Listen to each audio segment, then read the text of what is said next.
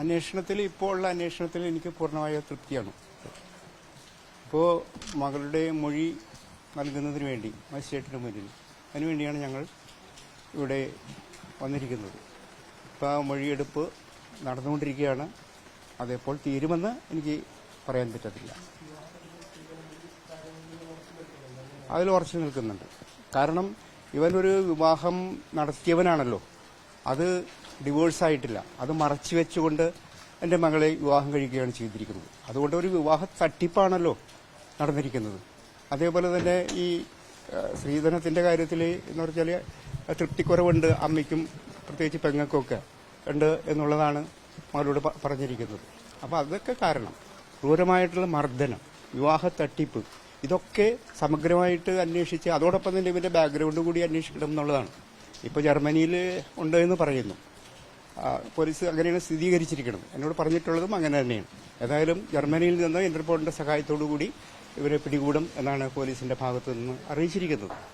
ഈ പോലീസ് നൽകിയ മൊഴി കൂടാതെ എന്തെങ്കിലും അധികമായി രഹസ്യമൊഴി പറയാനുണ്ടോ? അത് രഹസ്യമൊഴിയല്ലേ. അതെന്റെ മകൾ കൊടുത്തുകൊണ്ടിരിക്കുകയാണല്ലോ. എനിക്കിപ്പോൾ ഇവിടെ നിന്ന് പറയാൻ പറ്റൂലല്ലോ. അത് നടന്നുകൊണ്ടിരിക്കുകയാണ്.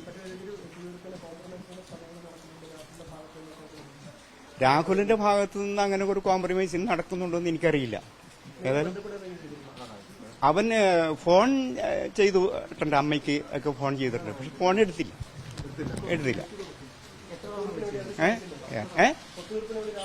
ഒത്തുതീർപ്പിനൊന്നും ശ്രമിക്കുന്നില്ല. അല്ല, ഒത്തുതീർപ്പിന് ശ്രമിക്കുന്ന ഫോൺ എടുക്കുന്നില്ലല്ലോ. നമ്മളെന്താണ് ഉന്നയിച്ച ആരോപണങ്ങൾ ഉറച്ചു തന്നെ നിൽക്കുകയാണ്. അതിൽ വ്യത്യാസമൊന്നുമില്ല. എന്റെ മകളെ ഇത്രയും ക്രൂരമായിട്ട് മർദ്ദിച്ചു, ഒരു വിവാഹ തട്ടിപ്പ് നടത്തി, ഇതൊക്കെ ഉണ്ടായ സംഭവങ്ങളല്ലേ. പോലീസ് അന്വേഷിച്ച് കണ്ടെത്തിയിട്ടുണ്ട്.